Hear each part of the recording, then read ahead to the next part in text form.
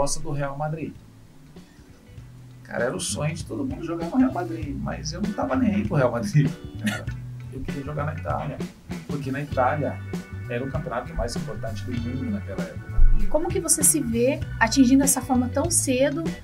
Porque você está preparado, você tem 12 horas para jogar 90 minutos. O que você acha, assim, qual que é a sua visão do atual momento, assim, da seleção? Fala, pessoal! Estamos iniciando mais um podcast da Newcastle. Certo, Medina? Certo. Só que agora você tá um pouquinho mais metido, né? Porque você ganhou um presente. Eu tô aqui babando aqui, falando, pô, que sorte que você tem, Igor. Tô fardado. Ganhei um presente aqui que é uma honra. Eternamente grato. Esse presente aqui ficou na memória. E é o presente do nosso convidado, que é um ser humano muito especial. Uma pessoa que é referência para nós, que construiu aí, tanto na vida pessoal quanto profissional, uma trajetória vitoriosa, abençoada e que inspira muitas pessoas. Inclusive, eu passei a minha adolescência e fase adulta assistindo ele jogar. Jogou no Flamengo, Palmeiras, Lusa, Ponte, Vasco da Gama, Parma, Cruzeiro, Inter de Milão, Levante na Espanha. E vamos continuar aqui. O nosso amigo, nosso convidado especial, parceiro aqui da Newcastle. De fato é uma honra ter você aqui, Zé, que chegou da Itália hoje e já está aqui com a gente gravando esse episódio. E, pô, de verdade, é uma honra para mim, para a Medina e toda a equipe da Newcastle ter você aqui com a gente. Zé Maria. Posso ir embora já? Depois da apresentação, posso ir embora já. Só o começo. Pois não, é um prazer meu, é imenso estar aqui com vocês. E já bati no papo, já também ganhei um presente, que depois eu quero assinatura.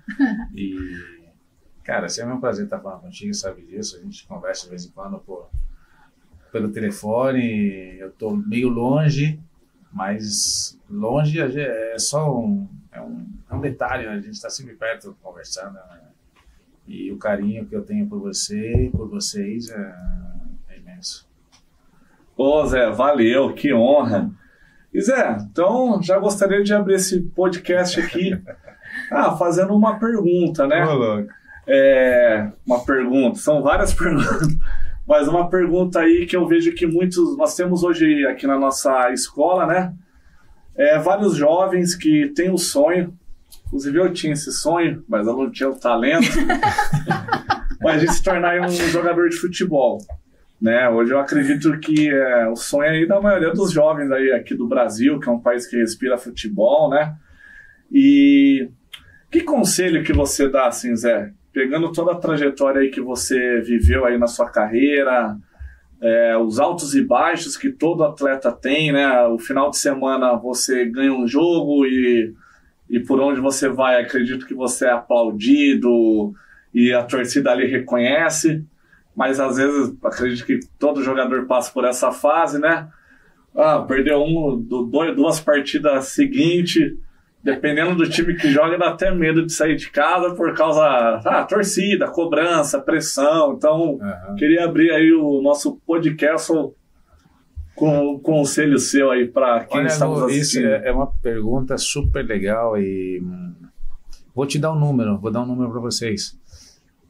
A cada 10 mil meninos que querem jogar futebol, somente um vira jogador de futebol. E eu falo sempre, futebol para mim é Série A, tá? Com todo respeito pelas outras categorias, mas você chegar no topo, chegar lá em cima, é a Série A do Campeonato Brasileiro, Campeonato Italiano, Campeonato da Alemanha, de qualquer país importante. Então você chega lá, em cada 10 mil, um chega. E para chegar é muito difícil, né? Eu abri mão e eu conto muito as minhas histórias para os meus jogadores, para os meus filhos. Eu sou do Brás, lá de São Paulo. Então a gente jogava bola ali no metrô Bresser, não sei se vocês conhecem, o pessoal de casa vai saber onde que é, o pessoal de São Paulo. Então todo sábado e domingo a gente ia jogar bola lá. E de repente, a gente estava um grupo de 7. Falei, pô, vamos fazer um teste no Corinthians, que é Zona Leste de São Paulo, né? Ah, vamos, mas pô, o Corinthians é muito longe, a gente não tem dinheiro para pagar o ônibus. É lá no Tatuapé, longe pra caramba. Ah, vamos para a Portuguesa então, que é no Canindé. Atravessou ali, rapidinho. A gente foi no sábado, 7. No sábado fez o teste no campo do lado do Canindé, pô, passamos na Portuguesa. O cara falou, aqui na Portuguesa, aqui é o Serra Morena, que é do lado do Canindé. Eu falei, cara, então não é na Portuguesa, faz o teste na terça-feira, no campo do Vigor, ali na ponte da Vila Guilherme, né? E a gente foi na terça-feira. Aí a gente foi, chegamos lá, tinha uns 300 meninos fazendo teste nesse dia. Aí passou nos testes os 7, foi na quinta-feira, foi passando, ficou só eu. E eu falo sempre, daqueles 7, não era o melhor. Não era o melhor, mas a diferença era o que eu fiz para chegar. Eu nunca me contentei de ser somente parte do projeto. Eu sempre quis dar um contributo a mais, um upgrade a mais na minha carreira, fazer alguma coisa a mais, porque, cara, o futebol é um mundo que eu falo que é cobra engolindo cobra. Então você tem que tomar muito cuidado, você tem que estar muito preparado para não deixar a cobra te engolir.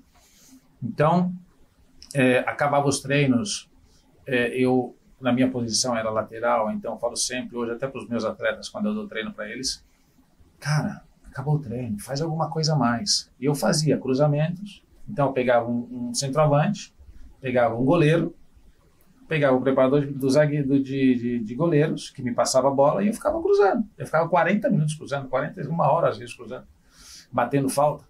E eu fui eleito na Itália um ano o cara que mais cruzou bolas no campeonato italiano. No campeonato italiano não é fácil. Sim. Mas isso é resultado do trabalho que eu fiz quando eu tinha 12, 13, 14, 15, 16, 17 anos. E no profissional não parei também. E as pessoas acham que é só, eu quero jogar futebol, tenho um sonho. Ótimo, mas tem que transformar em realidade aquele sonho. Para transformar em realidade aquele sonho, você tem que fazer muito mais do que aquilo que o teu companheiro faz. Porque o cara, se eu vou lá num campo e faço as mesmas coisas que ele faz, se ele for melhor que eu em alguma coisa, ele vai embora, eu vou ficar. E eu queria isso a mais. Eu queria isso a mais. Então, esse o conselho que eu dou para quem está começando, para quem está com sonho de virar jogador de futebol. Não faça somente aquilo que o treinador pede para você, porque não basta. Você não vai chegar, porque você treina em um clube, uma escolinha, em qualquer lugar que você treina, 2 horas. Você tem 2 horas de treino, mas o teu treino dura 45 minutos. São detalhes que a gente estava conversando antes e que as pessoas não sabem. Um treino nunca dura 2 horas. Um treino dura efetivo 45 minutos. Entre pausas, entre água, entre explicações, entre um e o outro. Então são várias coisas que dura 45, 50 minutos se o treinador for muito bom. Então em 50 minutos você fez o quê? Não é nada, entendeu? São esses detalhes que as pessoas têm que entender. Eu quero jogar futebol, tá bom. Então, para jogar futebol, você tem que abdicar de muitas coisas. A tua infância, a adolescência não existe mais. Os meus amigos, os famosos 6 amigos, não lembro de mais um deles. Porque eu fui embora e não fui eu que me afastei. Que a fama chegou muito rápido. Eu, com 16 anos, já estava no profissional. Sim. Eu comecei com 11. Com 16 anos, já estava treinando profissional. Com 17, eu estreiei. Os meus amigos automaticamente se afastaram. Mas a minha profissão que me levou para esses caminhos. Para voar. Medina, não é fácil, né? Nossa, que história. Você falou aqui que você teve uma infância difícil, né? Precária ali. E como que você se vê atingindo essa fama tão cedo, de sair de um estado de pobreza, assim, e de repente você está vivendo luxo, a fama, como foi esse momento para você? Eu falo sempre que eu nunca quis ser jogador de futebol. Eu queria jogar bola, que é diferente. Você quer jogar bola, eu me divertia jogando futebol. Então, o meu irmão mais velho jogava a gente fala no Varejão, lá do Brás, né? Ele ia jogar bola, eu ficava olhando, eu pedia para jogar, não, você é pequeno. Aí quando deixava eu jogar, eu jogava muito. Os caras, teu irmão tem que jogar sempre. E eu me divertia com aquele negócio. Quando a gente foi fazer o teste, tá bom, ótimo, legal. eu queria jogar, eu queria jogar bola. Então quando você joga com tanta, eu te falei que vai ser umas palavras italianas, naturaleza, não sei como é que fala, natureza, uma coisa bem natural que vinha, naturalidade que vinha, é meio complicado. E eu me divertia. Tanto é que quando eu fui treinar a primeira vez com o profissional, a gente estava num torneio, eu lembro ainda disso, com a Portuguesa, que desde os 10 anos de idade aos 23 eu joguei na Portuguesa, joguei 13 anos na Portuguesa. E a gente estava fazendo um torneio em Uberaba. Aí me ligaram pro diretor, tem que mandar o Zé Maria para vir jogar nos aspirantes, que naquela época tinha os aspirantes ainda, não sei se você vai lembrar, Gustavo, que jogava antes do profissional. E a gente ia jogar contra o São Paulo no Morumbi. Aí eu fui jogar, fizemos uma viagem, viajamos quase a noite inteira, chegamos aqui, fui direto pro estádio, joguei, fui o melhor jogador em campo, porque eu queria jogar, eu me divertia fazendo aquilo. Eu não tinha essa preocupação, poxa, eu quero ser jogador de futebol para ajudar minha família, não. Porque acho que se eu colocar essa pressão em cima de mim, a coisa fica muito pesada, e as pessoas entendem, por isso que tem muitos pais, hoje a gente lá no Parma, eu falo para os meninos, vocês entram no portão do clube, esquece os pais, não são mais os pais de vocês, são responsáveis por vocês não têm que mais escutar os pais, porque os pais às vezes, o sonho é dos pais e não dos meninos, e isso acaba pesando também. Então, eu jogava, e veio muito rápido. Depois, com 16 anos, foi esse tempo, o treinador falou, não, você não vai mais descer, você vai ficar treinando com a gente o tempo todo. Assim, por quê? Eu quero estar lá, entendeu? Mas eu fiquei. Então, eu virei profissional muito cedo. Mas eu continuei morando no Brás, eu ainda morei no Brás, eu morei no Brás há alguns anos. Aí eu fui embora muito rápido do Brasil. Naquela época era muito rápido, eu fui embora com 22 anos do Brasil. Então, não deu nem tempo de pensar o que eu vou fazer, porque agora que eu virei profissional, como que eu... Não, eu ia. Até que me apresentei no primeiro dia, eu não tinha dinheiro para comprar. No meu primeiro salário como profissional, eu comprei uma Brasília. Eu cheguei no Canindé, o Denner, afinado Denner, chegou e falou, o que é isso? Vai embora. Eu falei, não, eu não tinha meu dinheiro para comprar isso, entendeu? Então, mas eu não estava nem aí. São essas coisas, e era legal. Hoje as pessoas já começam, poxa, eu quero ganhar 1 milhão de euros por ano. Se eu ganhar menos de 5 milhões, eu não vou estar... Não é isso. O dinheiro chega, no futebol chega. Né? Você sabendo fazer aquilo que você faz melhor, se você chegou, você tem capacidade. Né? E eu acho que é sempre consequência aquilo que vem depois. Show de bola. Ô Zé, pegando o gancho assim, até abrindo um parêntese com o que você falou, na primeira pergunta, essa dedicação a mais, nós fizemos recentemente uma imersão empresarial aqui em Campinas, onde nós trouxemos vários empreendedores e atletas. Então, o Silas palestrou, Oscar Schmidt, o André Heller, e todo atleta de alta performance, e aí você falando isso agora, tem essa mentalidade diferenciada, assim, cada um com a sua característica, cada um com a sua história, mas todos falaram desse 1 quilômetro a mais, dessa entrega a mais. E aproveitando assim, o gancho ainda do mundo do esporte, Zé, teve algum treinador, mentor assim que foi importante na sua carreira, assim? É o que você falou, você sempre jogou nos times tops ali, time de elite, né? E tem algum treinador para você, alguma pessoa que foi referência para você performar aí os anos que você performou? Eu tive a sorte de ter sido treinado acho que os melhores treinadores da minha época. Eu tive o Zagallo, eu tive o Scolari, eu tive o Leão, quem mais? Só gigante mesmo. O Paulo Autuori no Brasil, eu tive o Mancini na Itália, eu tive o Ancelotti na Itália. Então eu acho que eu tive uma ótima escola de treinadores. Mas o cara que fez eu mudar a chave foi quando eu vim para Campinas. Eu joguei na Ponte Preta. Poucas pessoas sabem que eu joguei na Ponte Preta. Aí, Gu, te deixando triste. Eu joguei na Ponte Preta em 94. Eu fiquei 6 meses na Portuguesa, na Ponte Preta. E o Osmar Guarnelli era o treinador na época. E aqui tinha o Branco, não sei se vocês vão lembrar o Branco, lateral esquerdo, que era muito bom jogador, E só que não gostava de treinar. Ele era muito bom tecnicamente, eu também era muito bom, então era o lateral direito e ele era o lateral esquerdo. Então, quando a gente caía no mesmo time, no rachão, a gente acabava brincando com os outros, porque Dá-lhe ponte. E a gente brincava com os outros jogadores, né? E não levava muito a sério o treino. O Osmar falou assim para mim, ó, enquanto você não mudar a tua mentalidade, você não vai ser um jogador de futebol. Você não vai chegar em lugar nenhum. Eu falei, mas eu tô bem assim. Eu tô me divertindo. Só que, à noite, italiano, la notte porta consigli. À noite faz você pensar, né? Mais ou menos. Então você tá lá e fala, poxa, esse cara tem razão. Eu tenho que mudar alguma coisa.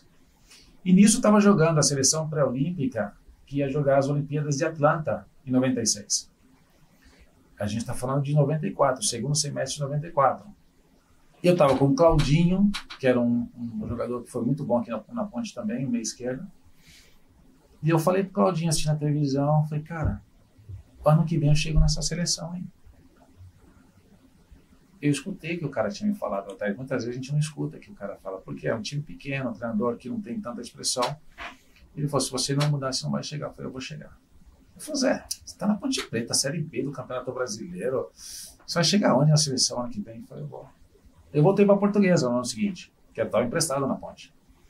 Eu voltei na Portuguesa. No Campeonato Paulista, eu estava na reserva, o lateral direito machucou, eu joguei. Ele foi expulso, eu joguei de novo, e daí não saí mais do time. No final do ano eu ganhei a bola de prata, como o melhor lateral direito do Campeonato Brasileiro. E fui convocado para a seleção principal. Não foi nem para a Olímpica, eu fui para a principal. Então, cara, um ano atrás eu estava na Série B do Campeonato Brasileiro. Mudei a mentalidade, mudei o modo de jogar, e ganhei a bola de prata. Eu fui eleito o melhor lateral direito do Campeonato Brasileiro. E dali eu fui vendido. Aquele ano, 95, eu fui em 96, a gente jogou o pré-olímpico, eu fui convocado para o pré-olímpico em 96, de janeiro de 96. Fomos campeões pré-olímpicos e fomos para as Olimpíadas de Atlanta. Voltei para o Brasil, para a Portuguesa. Eu tinha passado pelo Flamengo, a gente foi campeão pelo Flamengo invicto no Campeonato Carioca, naquele ano também. Voltei para a Portuguesa, chegou uma proposta do Real Madrid. Cara, era o sonho de todo mundo jogar no Real Madrid, mas eu não estava nem aí pro Real Madrid. Entendeu? Você fala assim, poxa, meu filho hoje tem 22 anos, eu falo assim, você pode falar, você é um idiota, cara. Como é que você não foi pro Real Madrid? Eu falei, cara, eu queria jogar na Itália, porque na Itália era o campeonato mais importante do mundo naquela época. Eu lembro, era italiano. A gente tinha muito brasileiro, então o Careca estava lá. Eu nas concentrações aqui no Brasil via o Napoli jogar do Careca, do Maradona. A gente via os franceses na Juventus, via os melhores jogadores do mundo estavam na Itália. Eu falei, não, eu quero jogar na Itália. Aí o Real Madrid chega e faz uma proposta de 5 anos de contrato. Eu falo, cara, eu não quero ir para a Espanha. Carlos, é o Real Madrid, meu problema é o Real Madrid, cara. Eu falei, tá bom, mas eu não quero ir. E agora, o que a gente faz? Aí eu aumentei meu pedido de salário, aumentei quase que 50% do que eles estavam me oferecendo. Eles aceitaram. Falei, aí não danou-se tudo aqui. E ele falou, só que a proposta do clube, o pedido do clube tem que abaixar um pouquinho. Então, o clube não abaixou e o negócio morreu. Aí chegou o Parma. Aí eu fui pro Parma, e naquele ano eu fui vice-campeão do campeonato italiano. Ficamos a 1 ponto da Juventus. Era para ter ganho o campeonato, ficamos a 1 ponto da Juventus. E foi. Aí cheguei naquele 98, 99, eu fui para a seleção. A FIFA faz uma vez por ano, fazia, não sei se faz ainda, a seleção dos melhores jogadores do mundo. Eu estava naquela seleção. Então, a carreira do menino lá do Brás chegou no topo, né? Que é chegar, além de vestir a seleção brasileira, vestir a camisa da FIFA duas vezes. Então, acho que despontou. Foi legal com o Guerreiro. Parabéns, que top. Top demais. Você fica imaginando, né? Porque super jovem, passando por tudo isso. Nossa, um misto de emoções. Imagina, você ter que decidir Real Madrid, meu irmão. Né? Tipo assim, nesse momento aí dessa decisão, o que pesou mais pra você, sua família, o que sua família falava, como que era aí, dentro dos amigos mais próximos ali, como que foi essa tomada de decisão? Na verdade, eu nunca falei com minha família sobre isso, né? O meu primeiro contrato foi minha mãe que assinou por mim, porque eu não podia assinar, eu era menor de idade. Minha mãe e meu irmão me assinaram o contrato. E a proposta do Real veio logo, praticamente em seguida, 2 anos depois, né? E ali foi uma conversa, porque nem eu mesmo sabia que o Real Madrid estava interessado em mim. Só que naquela época o maior clube do mundo era o Milan. Os italianos eram... Então, a minha ideia foi, quero ir para a Itália. Quero jogar contra o Milan. Então, aí na hora a gente decidiu essas coisas. Não deu nem tempo, porque quando eu cheguei no clube, o presidente me levou para a sala do Juan Figueres, que é muito famoso nesse ambiente, era um dos mais famosos aqui do mundo do futebol. Me levou na sala dele e falou, tá aqui, você tem que ir embora. Eu falei, não vou. Então foi uma decisão que até você fala assim, poxa, pensa, eu não pedi nenhum tempo, eu cheguei, não quero. Foi muito simples. Eu poderia ter, quando você tem um pouquinho mais de experiência, calma, vamos conversar, me dá um tempo de conversar em casa, me dá um tempo de conversar com a minha mãe, eu não era casado, né, com a família, e não. Mas não. Esse é E você sempre foi muito assim, decidido? Porque eu vejo que você falou, vou estar no campeonato. Aí coisas aconteceram, né? O rapaz não pôde entrar em campo, você entrou e entrou de novo, então assim, e você estava lá. E de repente você está ali para decidir algo assim, não, eu sei o que eu quero, e foi sempre assim. Isso, eu falo que é sempre a mentalidade do atleta. O atleta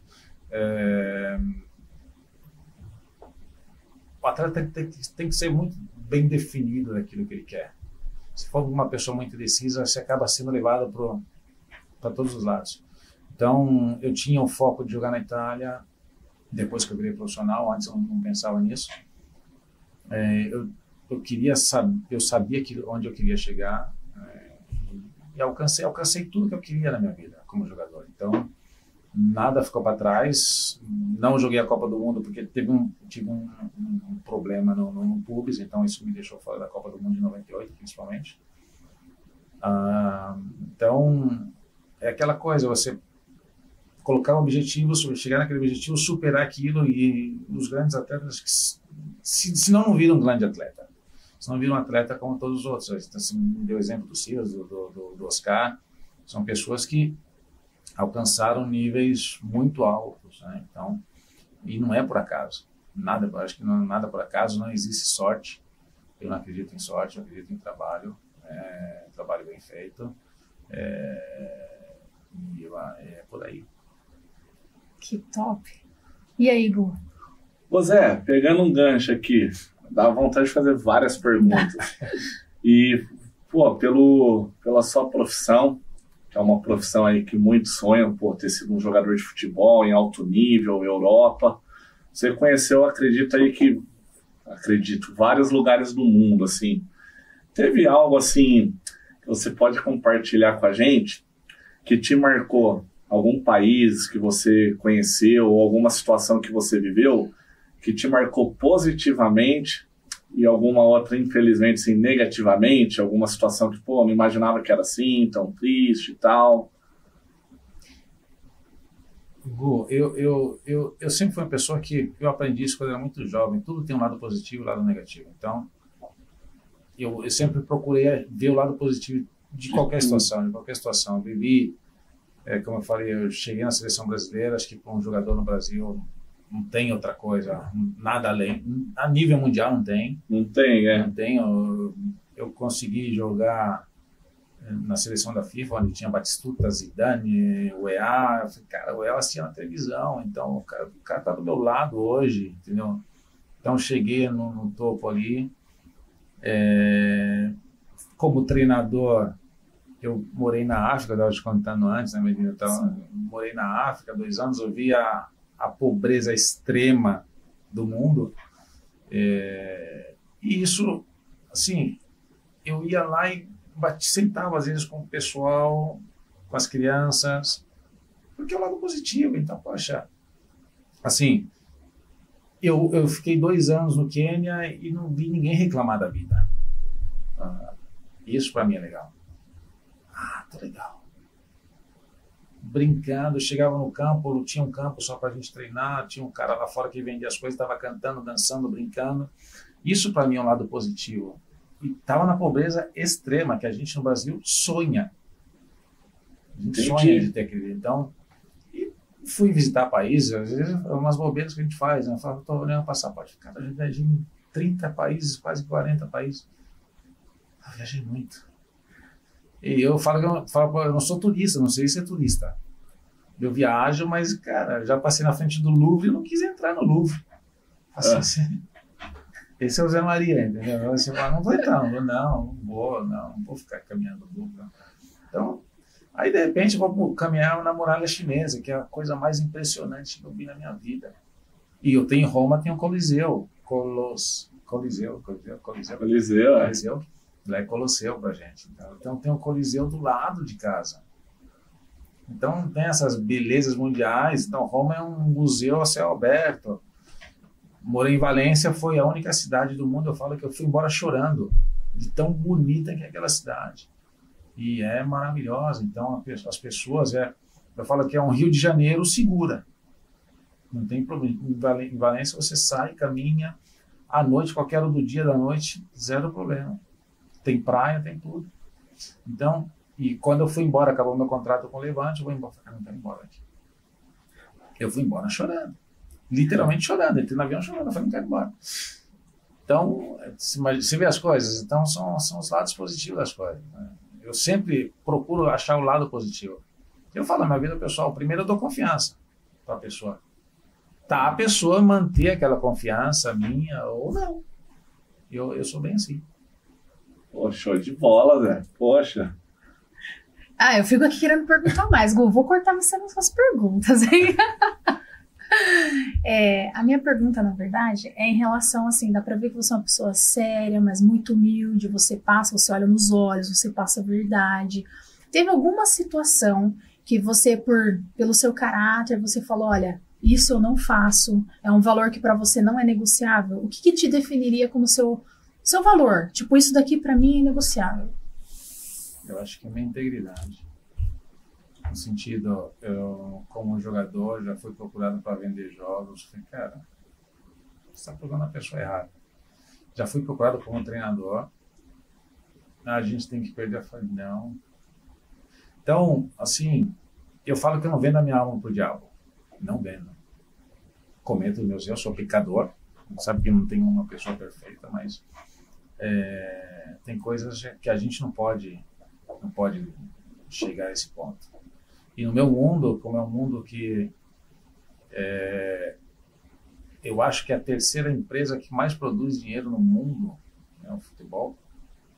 Depois o imóvel, acho que é imóveis, construção e carros, essas coisas, é o futebol. Que todo mundo quer entrar, não gosta de futebol, mas tem milhões de pessoas que estão no mundo do futebol que não gostam de futebol, mas está por causa do dinheiro que o futebol oferece. E isso para mim também faz mal, porque eu não entrei no futebol por causa do dinheiro, eu entrei porque eu queria jogar futebol. Então eu vejo as coisas acontecendo hoje e falo, cara, isso não era aquilo que eu estava lá atrás, correndo atrás para chegar. Então eu não abro mão de alguns valores meus. Sou cristão, então não abro mão de jeito nenhum de algumas coisas. E isso já ocorreu de eu ir embora de clubes porque eu fui cobrar de uma pessoa a palavra que a pessoa me deu. Eu fui num clube como um treinador, falei, cara, você me falou isso, você não está mantendo aquilo que você falou. Aqui no Brasil também aconteceu.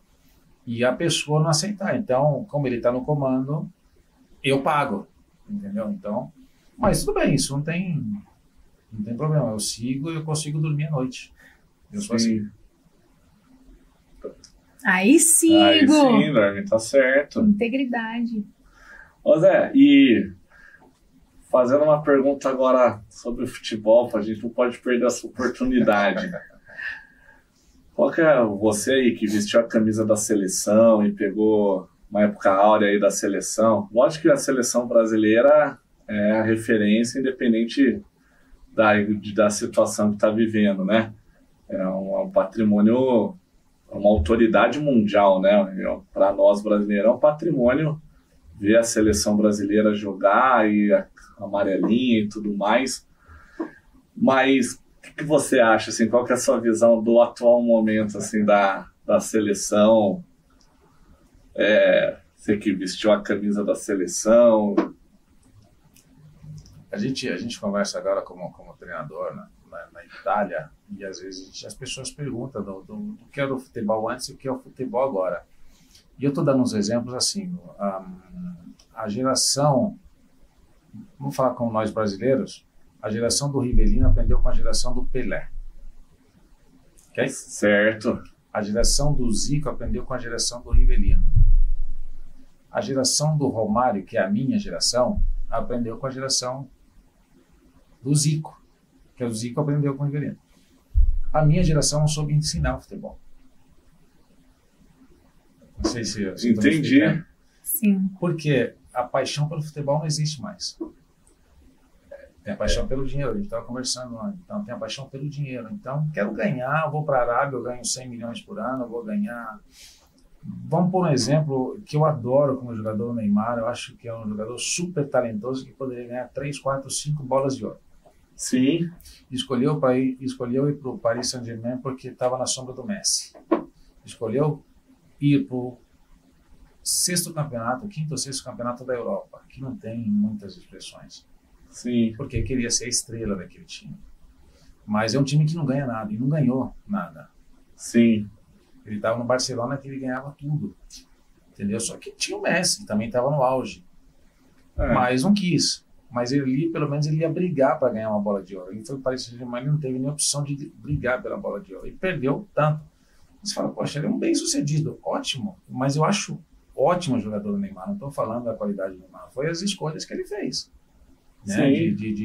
De preferir ir para um Paris Saint-Germain e ser a estrela daquele time, mesmo sendo um quinto campeonato da Europa, quinto, sexto campeonato da Europa, do que estar realmente brigando, porque quando você tem um companheiro de clube, de time, que é tão bom quanto você ou melhor do que você cresce. Você tem um cara que é bom pra caramba na tua frente. Poxa, eu quero estar igual a ele. Eu quero ser igual o cara. E sendo muito mais novo, tinha mais condições de chegar num nível ainda mais alto. Verdade, concordo. E saiu foi do Barcelona, foi pro Paris Saint-Germain. Do Paris Saint-Germain foi ganhar mais dinheiro na Arábia e sumiu, Neymar sumiu. Pro futebol. Cenário mundial, assim. Para que é o europeu, o sul-americano, então sumiu para aquele futebol que é interessante. Essa coisa, por isso que eu falo, a gente não teve a capacidade, a minha geração não teve a capacidade de passar, de transmitir a paixão pelo futebol, de ficar meia hora a mais depois do treino. Eu treinei a Portuguesa em 2019 e não é exagero. Eu acabei o treino, 5 minutos depois, eu ainda estou no meio do campo com meu auxiliar, meu preparador físico, os meninos já estão saindo do vestiário. Com o telefone na mão, fazendo live no Instagram, no Facebook, não sei. E não tem aquela coisa, aquele compromisso. Cara, eu estou na Portuguesa, time pequeno. E eu sou pobre, porque não é rico, eu sou pobre. Eu quero aparecer. O que eu posso fazer a mais?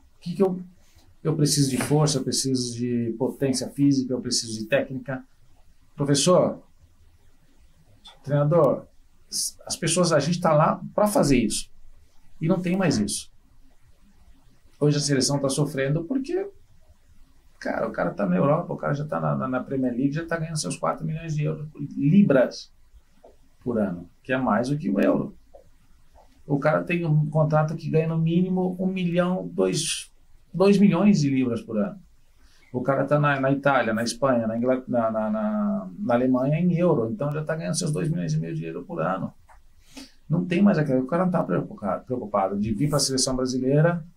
Cara, eu não posso perder de 7-1 da Alemanha em casa. Isso nunca aconteceu na nossa... Nunca. Para puxar bem para trás, então a gente nunca aconteceu isso.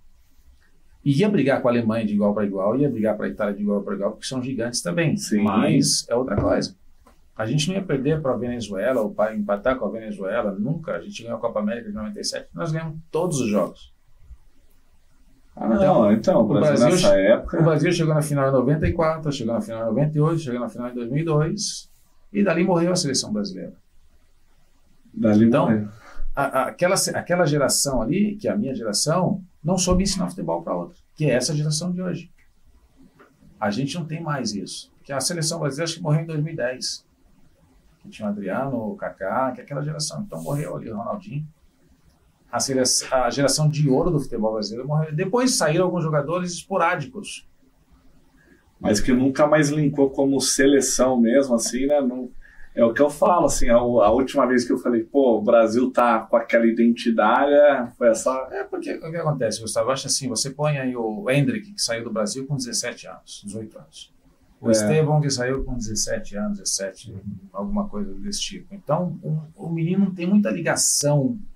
O Messi foi pegar a ligação depois que ganhou a Copa América com a seleção, porque ele estava muito tempo, desde pequeno, no Barcelona. Ele era muito mais conhecido pelo jogador do Barcelona do que pelo jogador da seleção. Então, depois que ele ganhou alguma coisa, que o pessoal começou a reconhecer ele como verdadeiramente jogador da seleção, que ele começou a ser o líder também da seleção, não só pelo nome Messi, mas porque ele transmitia dentro do campo. E, infelizmente, a gente não tem esse líder hoje. Hoje o Vinícius está tentando alguma coisa, mas a gente não pode depender do Vinícius. Não pode depender de um jogador. Mesmo a seleção com o Romário, mas não era só o Romário. Sim. Tinha um monte de gente que ajudava o Romário. A do Pelé não era só o Pelé não jogou em 70, em 68, 66, quando o Brasil ganhou. 58, 62. 62 o Pelé quase não jogou. E o Brasil ganhou de qualquer jeito, ele machucou, e o Brasil ganhou. Porque tinha outros caras que jogavam tão bem quanto, né? Então, as pessoas têm que compreender muitas coisas no futebol. Não é só... Mas você acredita que, por exemplo, se perdeu, então, esse espírito de equipe, as pessoas estão muito individualistas, todos querem ser o craque ali do time, se não for para eu brilhar, né, mais do que o outro eu saio. É essa visão aí que eu queria entender um pouquinho melhor, que você falasse um pouquinho mais sobre isso. Assim, eu acho que é bem, não dá muita importância para aquilo que está vestindo.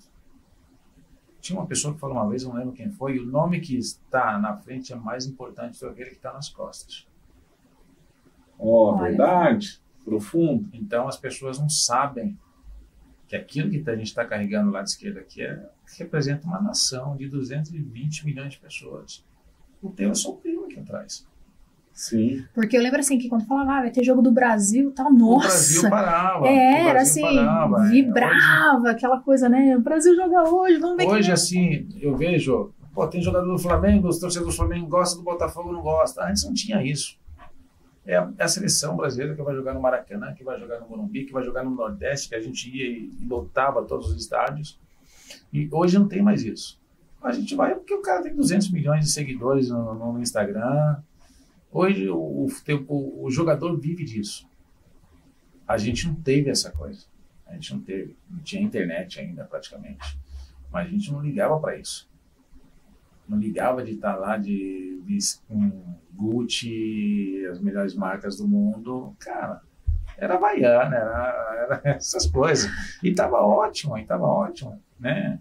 Era treinar em campo de terra, campo de areia, por aí vai. A gente ia jogar na seleção brasileira. Cara, eu não via a hora de jogar na seleção brasileira.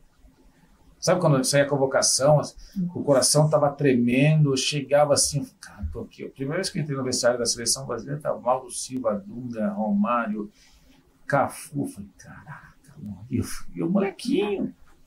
Então eu falei assim, cheguei, né? Cheguei, e os caras são... É que o Filipão falou, né? Falou, cara, eu entro no vestiário, eu vou falar para as pessoas, mas eu olho lá, tem o Cafu, o Ronaldo, Ronaldinho, Rivaldo, falei, cara, vamos ao campo e joga. Entendeu? Então, era isso. Hoje você tem... E agora? O Neymar vai jogar. Então, dá bola no Neymar e resolve. Mas o Neymar não tá, o Brasil não é o Brasil. O Brasil nunca dependeu de um jogador só. Teve sempre um grande nome no time. Que o pessoal reconheceu o Romário, reconheceu o Zico, reconheceu o Ronaldinho.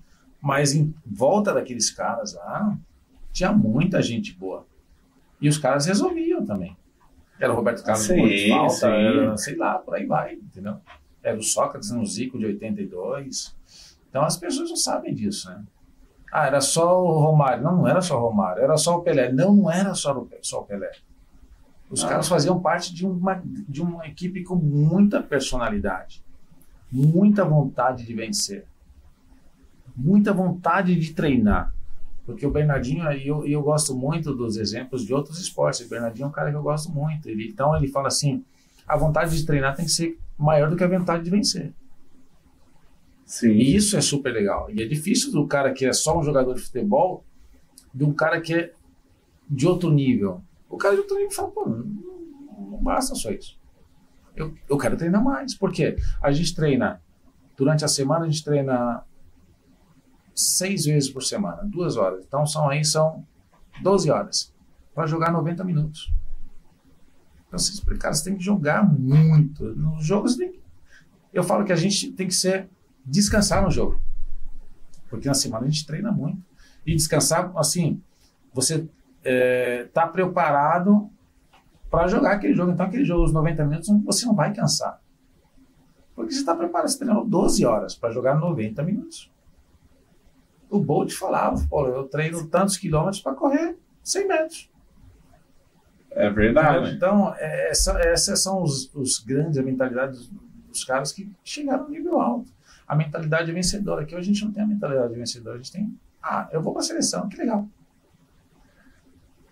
Não, Zé, esse é o problema. Esse é o problema. A pessoa aceita a derrota. Você falando isso, pô, eu sempre fui apaixonado por futebol, mas pra usar, a geração que eu acompanhei com consciência foi a sua, assim, né? E, de fato, é o que todo brasileiro fala, assim. Você chegava ali para assistir um jogo da seleção brasileira, ou até um jogo mesmo de partidas de futebol, uma final de um campeonato, essas coisas, você via que dos dois lados tinha uns tubarãozão ali que era uma personalidade de vitória. Tipo assim, você pode até ganhar de mim, mas pra você ganhar de mim você vai ter que suar. Vai ter que suar muito. Tipo, vou falar assim, vou dar um exemplo, que a seleção brasileira ganhou as Olimpíadas, qual foi? 2000 que ganhou a medalha de ouro foi 2016. Aqui no Rio. Mas ninguém lembra. O pessoal lembra da nossa geração que perdeu em 96. Que foi contra a Nigéria. Entendeu? Sim. Porque aquela seleção jogava futebol. Perdemos para uma equipe que jogava demais. Sim. E eles foram campeões, que eles também ganharam da Argentina, que era uma ótima equipe, que tinha Verón, Crespo, Ortega, só jogadores de alto nível. A Medina não vai saber quem são, mas... Não, o Crespo eu sei, porque eu jogava e eu pegava a Argentina por causa do Crespo. E ele era meu companheiro de time no Parma. Então, você fala assim... Aqueles três times eram muito bons. Então, quem ganha essas Olimpíadas estava ótimo. E o nosso time, você fala assim, tinha um Dida, era eu, o Aldair, o Ronaldo, Guiaro, que era o zagueiro, o Roberto Carlos, Flávio Conceição, Amaral, Juninho Paulista, Rivaldo, Caio. Que isso, pô. Bebeto, Ronaldo, Sávio. Cara, era muito bom aquele time. Era muito bom, muito bom. E a gente ficou em terceiro naquelas Olimpíadas. As pessoas lembram mais aquela seleção do que aquela que ganhou em 2016. Porque era um futebol jogado bem. E jogado pra frente. A gente estava ganhando tanto que a gente estava ganhando de 3-1 a 15 minutos do final do jogo e acabou perdendo o jogo 4-3. Porque a gente estava jogando ainda. E o Rivaldo era reserva daquele time. Rivaldo era reserva? Rivaldo era reserva daquele time. É só para ter uma ideia de como era tão bom aquele time. E Zé, uma pergunta aqui. Você acha que com o Neymar ainda dá tempo de acontecer o que aconteceu com o Messi assim, na seleção da Argentina? Porque o Messi é o que você falou. Tem o Messi antes da conquista da Copa América e tem o Messi depois, né? Que daí... Eu não falo nem de quantidade de títulos, mas assim, Dessa identidade, né? Antes o Messi não era argentino, tal, né? Os argentinos falavam isso, né? E parece que, coincidência ou não, pô, depois que o Maradona morreu, o Messi cresceu muito, assim, né? Até falam, né, que a personalidade dele ficou diferente quando... Ele ficou mais leve, né? Ficou mais leve. Você acha que com o Neymar ainda dá tempo, assim, de... Porque eu não sei, hoje eu vejo o Neymar é craque, é tudo aquilo que todos falam, né? Não é talento, questão. Eu acho só se tiver uma metamorfose dele. De mentalidade mesmo, assim. É muito difícil, porque hoje está na Arábia. Na Arábia, né? Na Arábia, o nível do campeonato lá é muito baixo. Mesmo tendo vários jogadores de alto nível, mas não é o mesmo brilho, você né? Treina 7 horas, 8 horas da noite, porque é muito quente. Não pode, tem dias que você não pode treinar, então tem as orações dos caras, então tem que respeitar muitas coisas, então acaba sendo um treino muito mais tranquilo, e você vai jogar contra jogadores que estão na Europa, que o ritmo é muito mais forte que os nossos aqui do Brasil, que já é forte comparado à Arábia. Então, assim, ele já está voltando de uma contusão, já está um ano parado, está com 33, 34 anos o Neymar mais ou menos, né? Então, você fala assim, já está numa idade que ele não tem aquela velocidade de antes. Não tem como. A gente viu o Ronaldo na Eurocopa agora, deu dó do Ronaldo, porque ele não está no mesmo ritmo. Sim, e é normal. O Ronaldo, mesmo o cara se cuidando, tendo muitas coisas, tudo que ele tem à disposição para cuidar do corpo, ele não tem mais aquele ritmo. Porque ele vai bater de frente com os caras e vai ficar, mesmo sendo o Ronaldo. Sim. Então, o Neymar não tem aquela mentalidade do Ronaldo. Então já é diferente. Então a gente tem que parar para pensar, porque no futebol é muito, às vezes fala que é físico, mas você tem que colocar esse com esse. Não adianta você ter só um ou outro.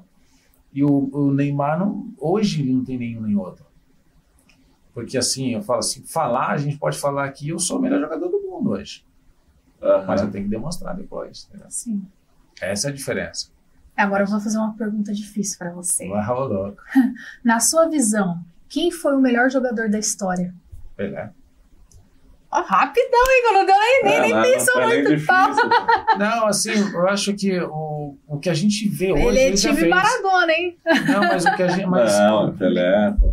O que ele fez, as pessoas estão copiando. Então, tudo que acontece hoje, ele já fez. Se você pegar, teve um vídeo que colocaram na internet do gol do Ronaldo, que subiu 2,93 m. O Pelé, que era muito mais baixo que o Ronaldo, subiu à mesma altura, um pouquinho mais alto, 2 centímetros mais alto. De bicicleta que o Ronaldo fez, o Pelé fez igual. Os dribles que o Messi deu, é muito legal essa coisa. Então, quando o cara jogava com a bola que pesava 1 quilo, quando molhada pesava muito mais e doía, o material técnico não era a chuteira super leve que a gente tem hoje, que a chuteira pesa como um óculos hoje, até menos. Então, as dificuldades que ele tinha, e quando não tinha o VAR que hoje a gente tem, que o cara hoje a gente encosta aqui e toma amarelo. Na época dele, o cara estava no meio dele. Maradona fez gol de mão, né? Tem um vídeo que o jogador, não sei se é contra o Uruguai, o cara quase quebrou a perna do Pelé. Nossa. Depois ele foi lá, deu uma cotovelada, quase quebrou o nariz do cara. E não aconteceu nada. Era um futebol que era muito violento. E não eram, os ídolos não eram protegidos. Né? Não eram protegidos. Então, era muito mais complicado. O material técnico, bola, roupa, pesava demais. Você imagina, ele fez tudo aquilo com todas essas dificuldades, que depois veio Maradona e quase chega no nível dele, que o Maradona era absurdo também. Sim, eu brinco com ele porque o pai dele é argentino, entendeu? Então você estava falando do Messi aqui, o olho dele brilhando, assim. Não, e aí depois dele vem daquele nível, vem o Messi. A gente é muito bairrista aqui, né? Então fala o Ronaldo, o fenômeno. O Ronaldo era um excelente jogador. Mas eu acho que o Messi chegou num nível mais alto. Porque o Messi, 20 anos mantendo o mesmo ritmo. O Ronaldo foi por 3, 4. O Ronaldinho Gaúcho foi por 3, 4. Então a gente tem que parar de ser um pouco bairrista aqui. São sob nível muito alto, concordo. Mas o cara tá num nível muito alto há muito tempo. Então a gente também tem que saber reconhecer isso. Sim. É argentino, infelizmente é argentino. A gente fala isso, mas o Maradona e o Messi foram excelentes. E lá na Argentina eles têm muito essa paixão, né, pelo futebol, né, Gon? A gente viu lá, nossa, eles são muito... Não, eles odeiam os brasileiros. Né? Eles odeiam os brasileiros. E os brasileiros torcem às vezes pelos argentinos, isso eu não entendo também, mas tudo bem. Né? Não, e eu tenho muitos amigos argentinos, joguei com muitos argentinos. Eu joguei na Inter de Milão, tinha a metade do time era argentino, Verón, Cambiasso, Zanetti, Cruz. Cara, tinha uns 4 ou 5, tinham 5, 6 argentinos. Então eu tinha que ficar lá quietinha, né? Assim. Mas até pegando esse gancho, assim, no futebol, assim, você tem algumas amizades aí de pessoas que você, atletas, que você leva aí pra vida, tal, brasileiros ou estrangeiros, tal, assim?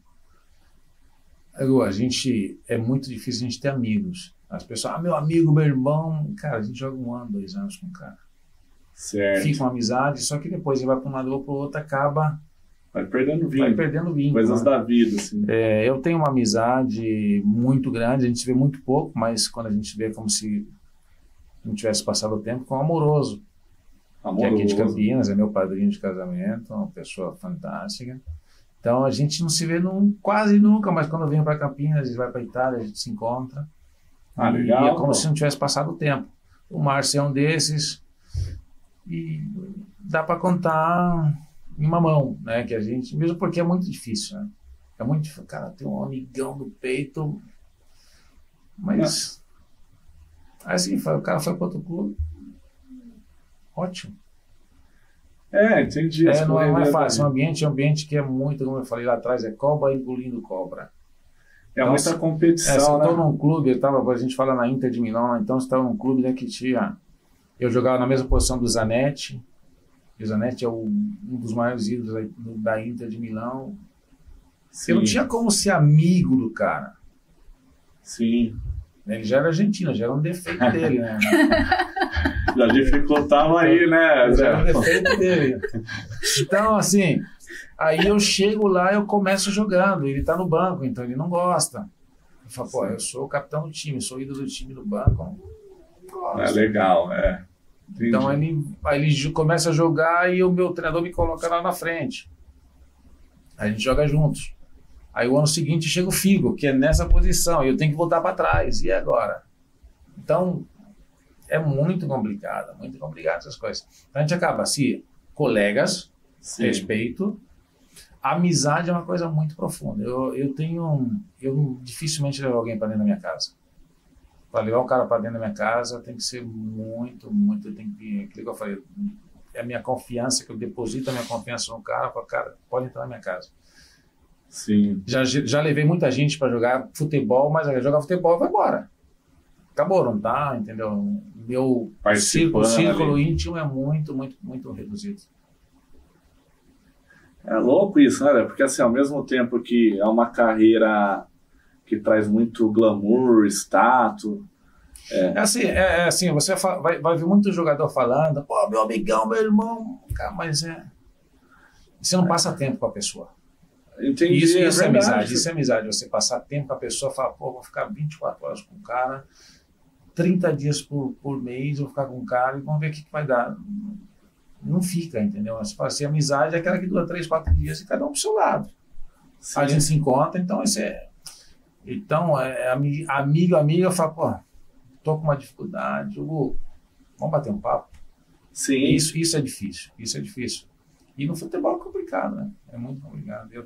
Eu sou uma pessoa muito fechada, tô falando muito, mas eu sou uma pessoa muito fechada. Eu falo pouco. Eu falo pouco, entendeu? Então, aqui a gente está falando de futebol, mas na minha vida particular eu não falo. Sim. Muito difícil me abrir com uma pessoa.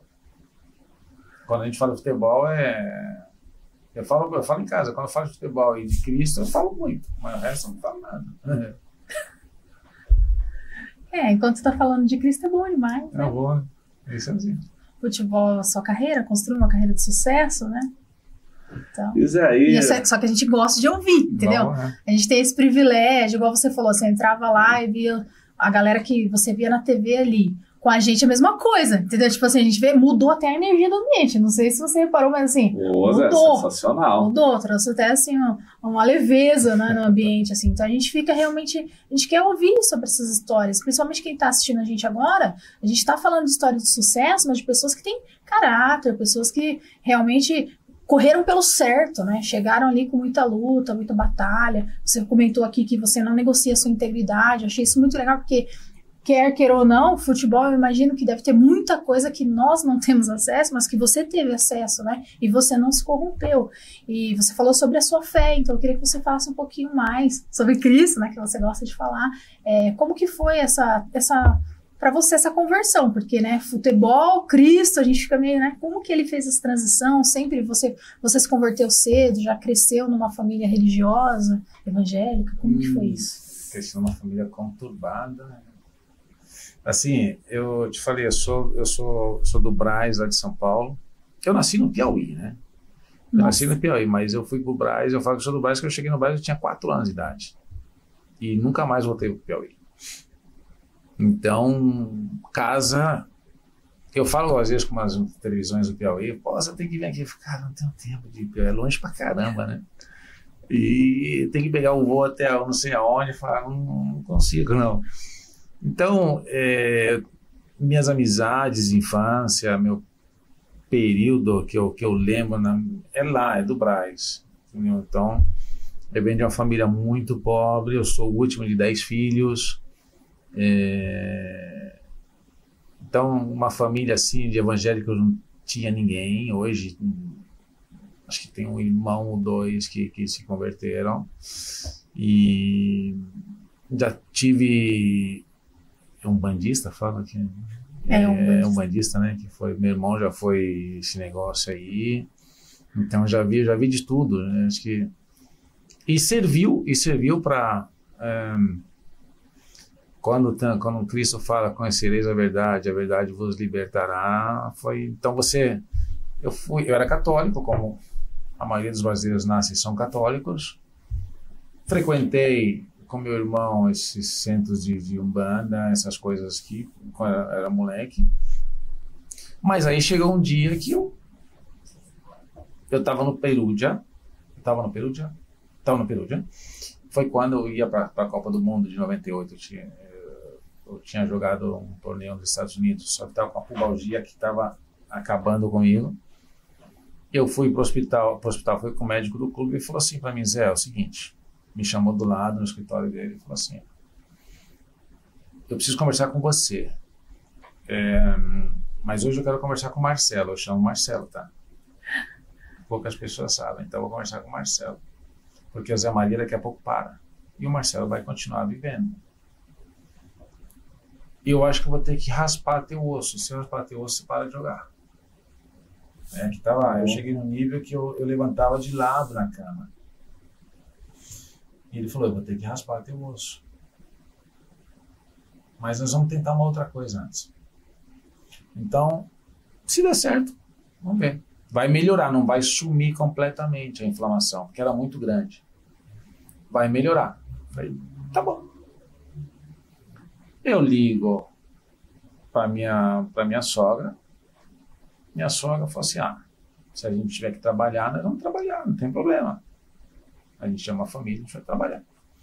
Mas eu queria te apresentar uma pessoa que pode te ajudar. Foi quando eu conheci a Cristo. Aí ela lê as coisas. Como todo católico, a Bíblia do lado, no criado mudo do lado, aberta, um salmo. A gente põe sempre Salmo 23 ou 91. São salmos tradicionais, né? Então tá aberto. Eu nunca tinha lido aquele negócio.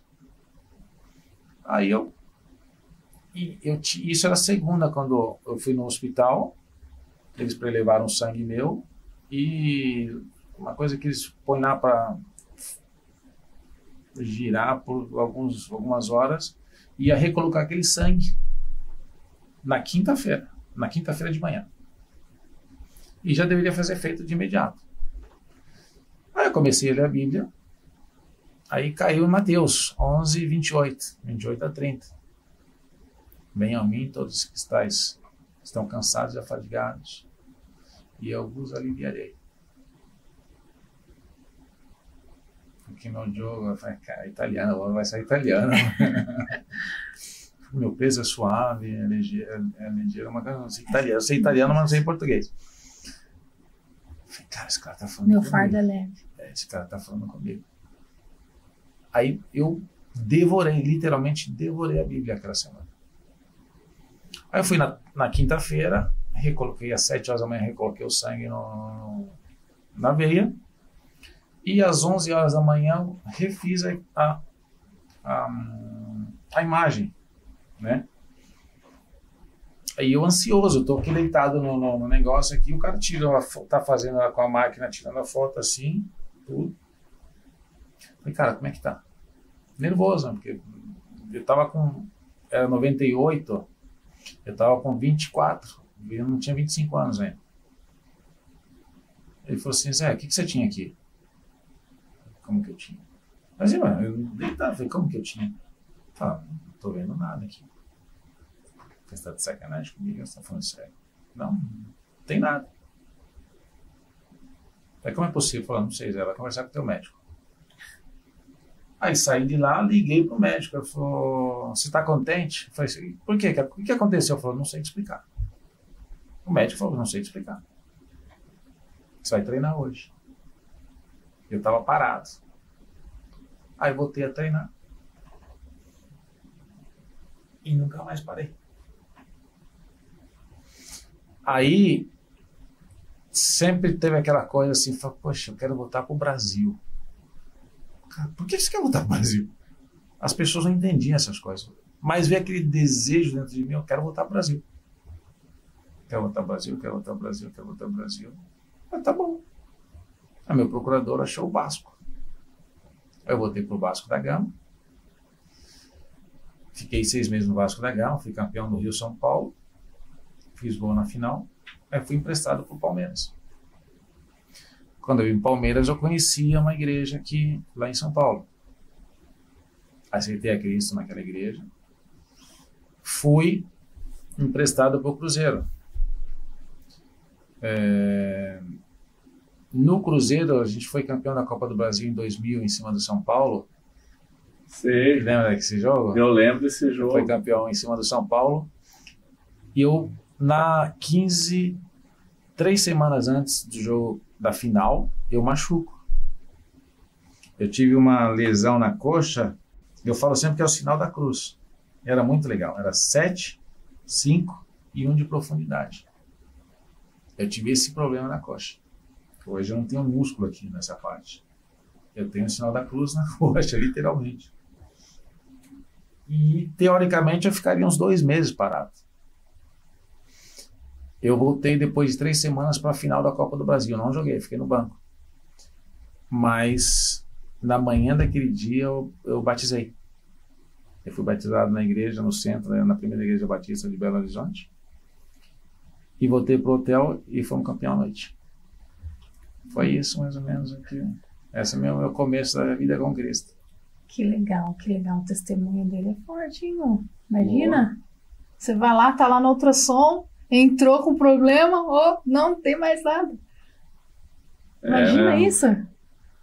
E eu não sou pentecostal, mas eu quase agi como pentecostal.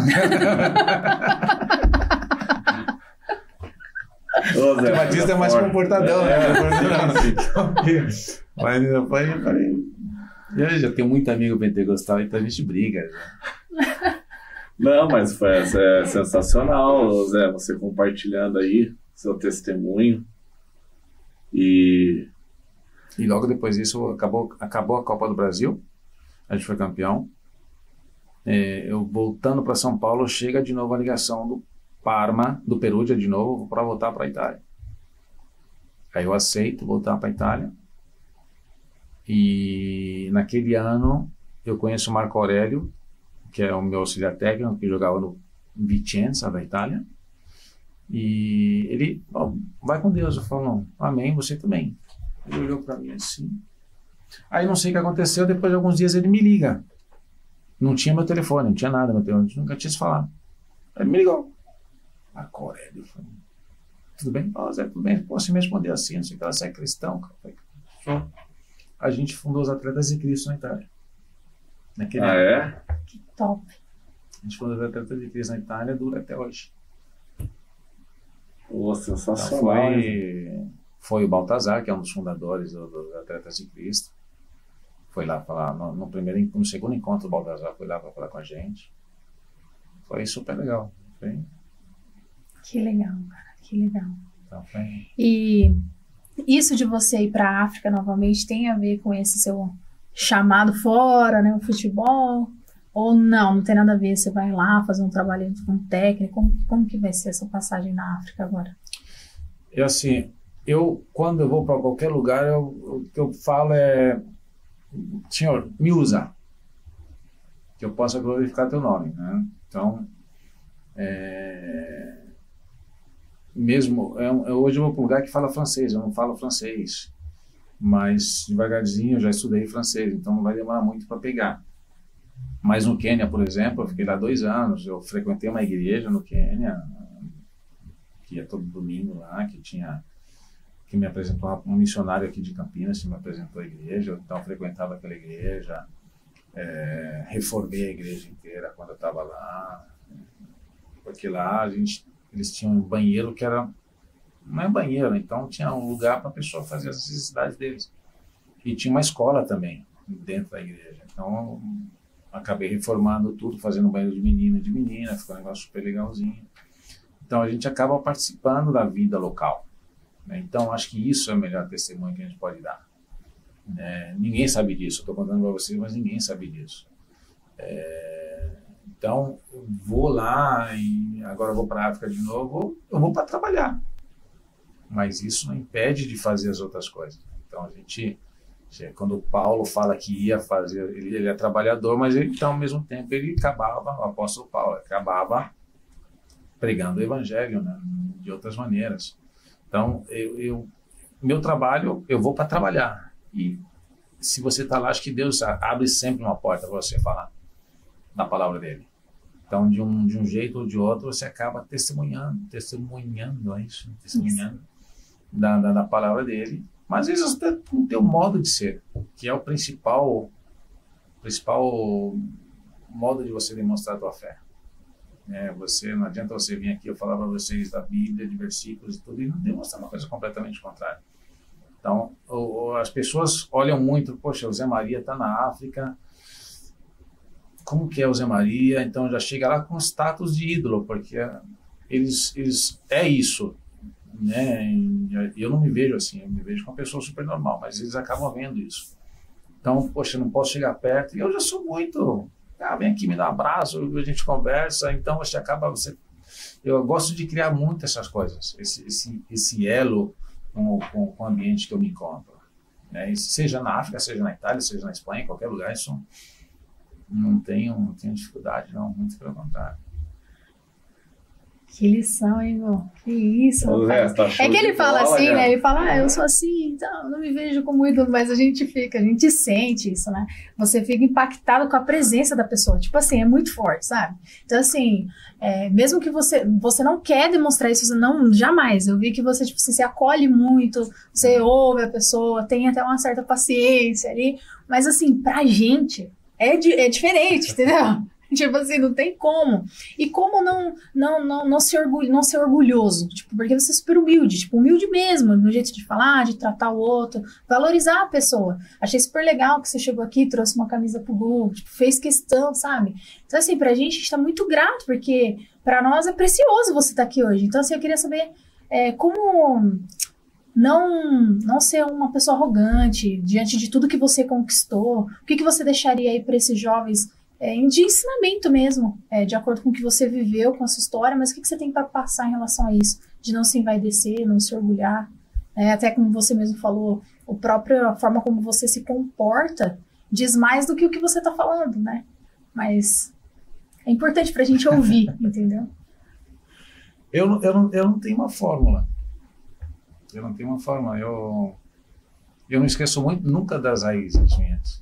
Eu não esqueço nunca. Eu sei que Eu falo assim, eu sou do Piauí, eu infelizmente não conheço o Piauí, né? Tenho curiosidade de conhecer, mas a última vez que eu estive no Piauí foi em 97 com o jogo da seleção brasileira, mas aquela coisa, hotel e vem embora, não conheço.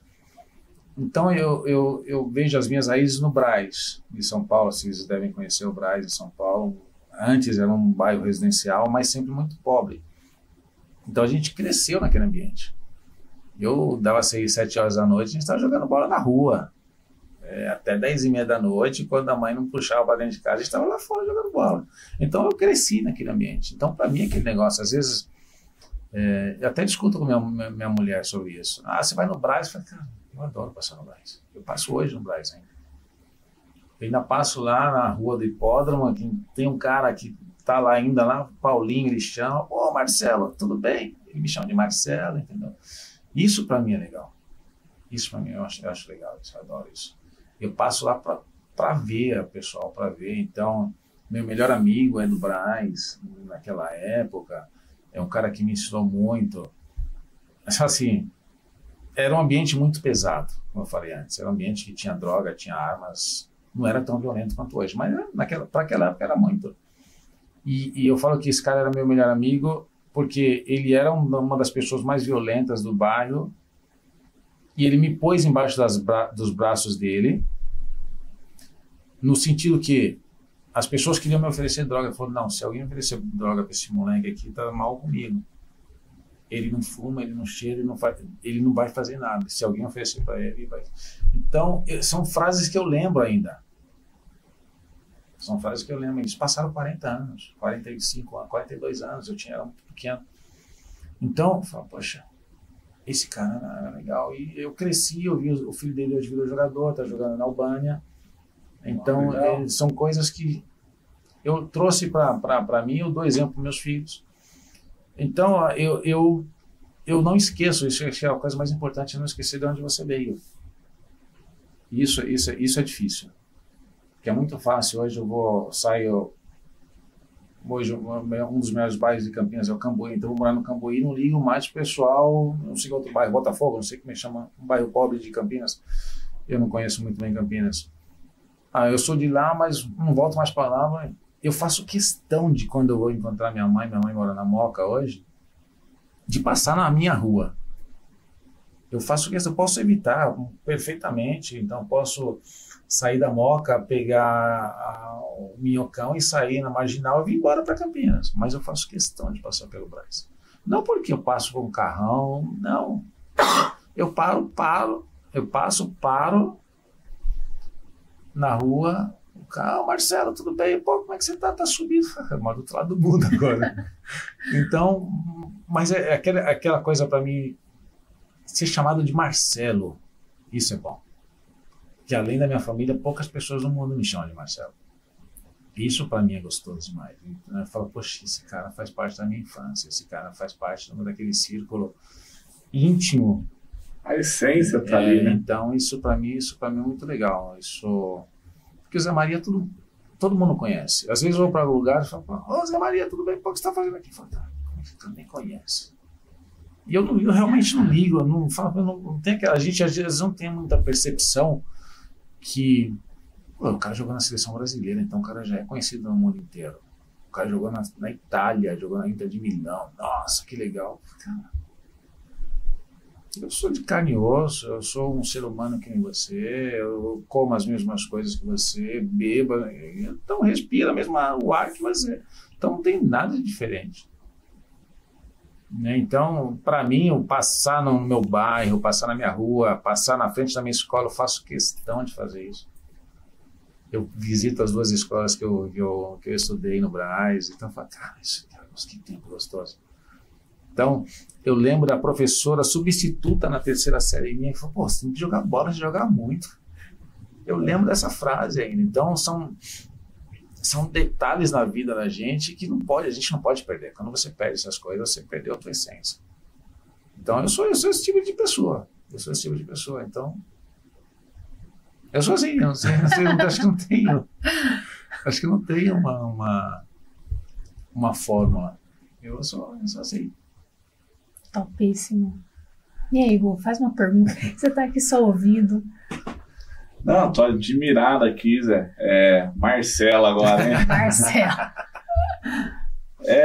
Não, gostaria, em primeiro lugar, de te agradecer, porque de fato é uma honra ter você aqui com a gente. Pô, você sempre nos recebeu muito bem. Primeira vez que você veio aqui na escola, acho que já faz uns 2 anos mais ou menos, né?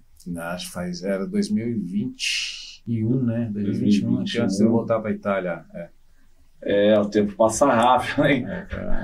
E, pô, de verdade, é uma honra ter você aqui, compartilhando a sua história, a sua trajetória. O que a Medina falou aqui é real. Você passa, assim, uma conexão muito forte, né?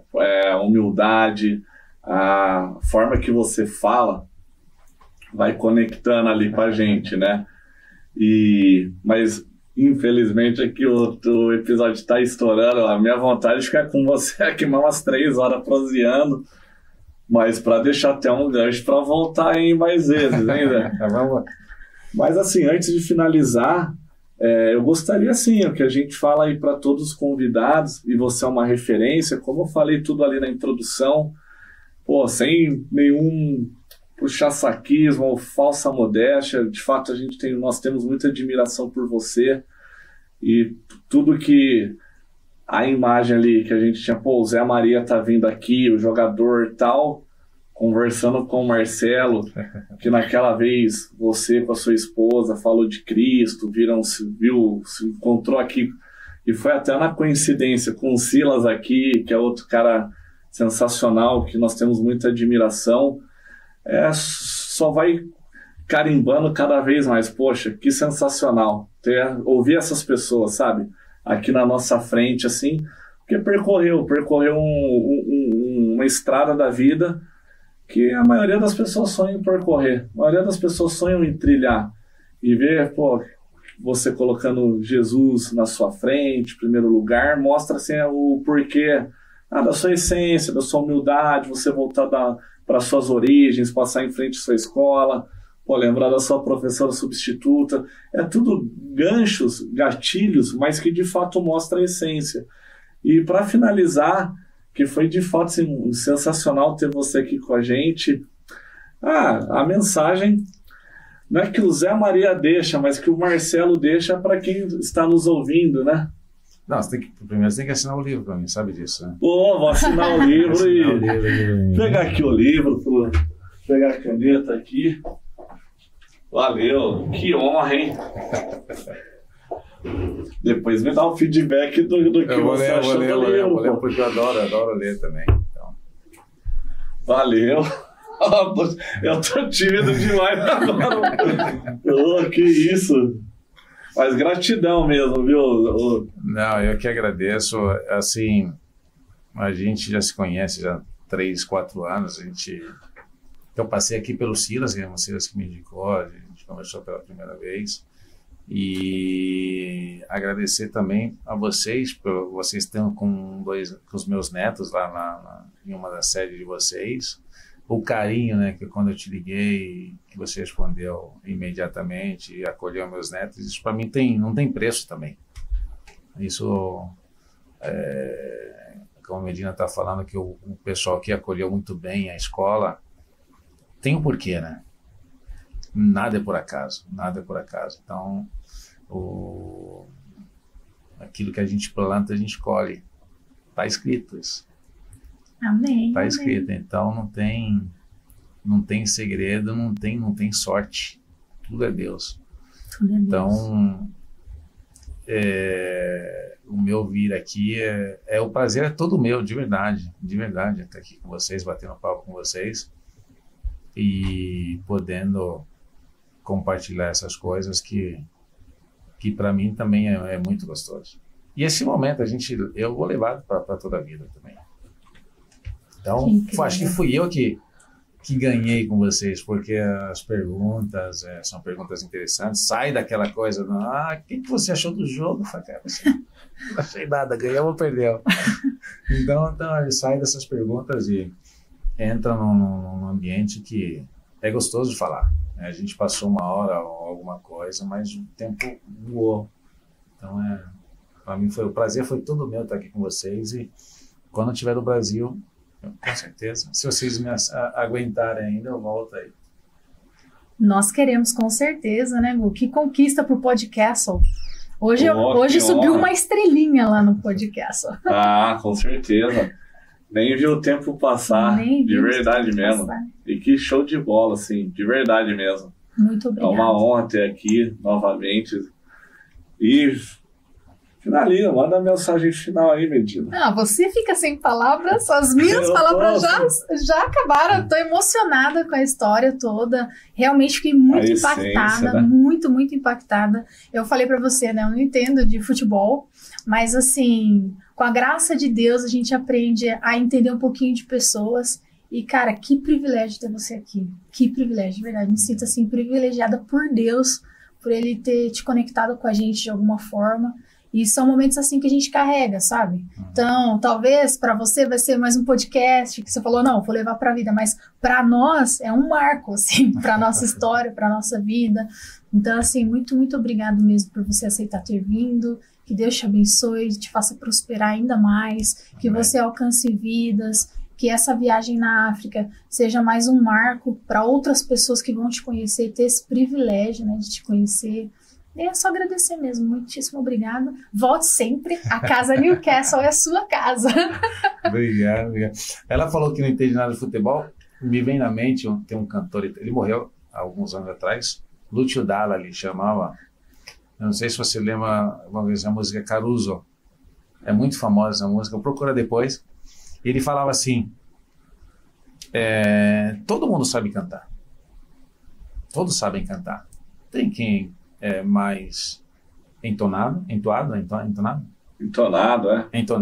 tem quem é menos entonado. Eu falo, todo mundo sabe jogar futebol. Tem quem sabe jogar e tem quem não sabe jogar, mas joga futebol. Entendeu? É mais ou menos isso. Então, tem o Gustavo que jogava futebol e tem o Zé Maria. Então já entende o futebol, não tem problema. O importante é estar falando de futebol. Muito bom. Isso. Muito bom. Obrigado, gente. Obrigado. Até a próxima. Valeu, Zé. Pô, tamo junto aí.